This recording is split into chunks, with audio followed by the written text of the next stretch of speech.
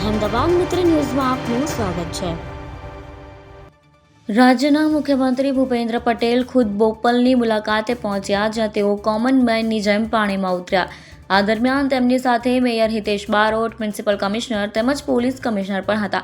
ભારે વરસાદ બાદ અમદાવાદ શહેરના અનેક વિસ્તારોમાં પાણી ભરાઈ જતા આખરે મુખ્યમંત્રી ભૂપેન્દ્ર પટેલ પોતે ગ્રાઉન્ડ ઝીરો પર ઉતર્યા। બોપલ, ગુમા સહિતના અસરગ્રસ્ત વિસ્તારોની મુલાકાત લઈ મુખ્યમંત્રીએ સ્થળ પરની સ્થિતિનો તાગ મેળવ્યો। વરસાદ બંધ થયા બાદ પણ અનેક સોસાયટીમાં પાણી ન ઓસરતા સ્થાનિકોની મુશ્કેલી યથાવત છે। આ સ્થિતિને લઈને મુખ્યમંત્રીએ અધિકારીઓને ખખડાવ્યા હતા અને પાણીના નિકાલ માટે તાત્કાલિક કામગીરી કરવા સૂચના આપી હતી।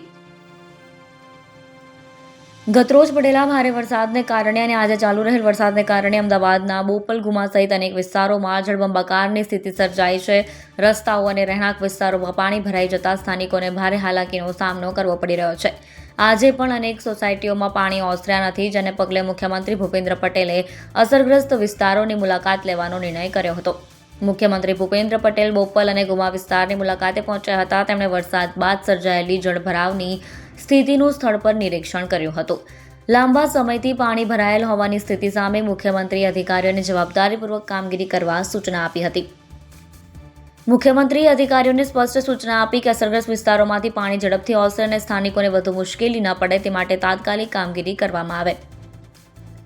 સીએમ ભૂપેન્દ્ર પટેલે સેન્ટોસા વિસ્તારમાં પણ મુલાકાત લીધી। અહીં તેમણે સ્થાનિક રહીશો સાથે સીધી વાતચીત કરી અને તેમની સમસ્યાઓ જાણી। સ્થાનિકોએ પાણી ભરાવાના કારણે પડી રહેલી મુશ્કેલીઓ અંગે મુખ્યમંત્રી સમક્ષ રજૂઆત કરી હતી। મુખ્યમંત્રીએ સ્થાનિકોને પાણીના નિકાલ માટે તાત્કાલિક કામગીરી કરવાની ખાતરી આપી। આ દરમિયાન અમદાવાદના મેયર હિતેશ બારોટ અને પ્રભારી મંત્રી ઋષિકેશ પટેલ સહિતના અધિકારીઓ પણ તેમની સાથે હાજર રહ્યા હતા। અમદાવાદમાં ભારે વરસાદ બાદ સર્જાયેલી સ્થિતિને લઈને મુખ્યમંત્રી ભૂપેન્દ્ર પટેલ અધિકારીઓ સાથે સમીક્ષા બેઠક પણ કરશે। બેઠકમાં શહેરના વિવિધ વિસ્તારોમાં પાણી ભરાવાની સ્થિતિ, પાણીના નિકાલની કામગીરી અને આગામી સમયમાં આવી સ્થિતિ ન સર્જાય તે માટેની વ્યવસ્થા અંગે ચર્ચા કરવામાં આવશે।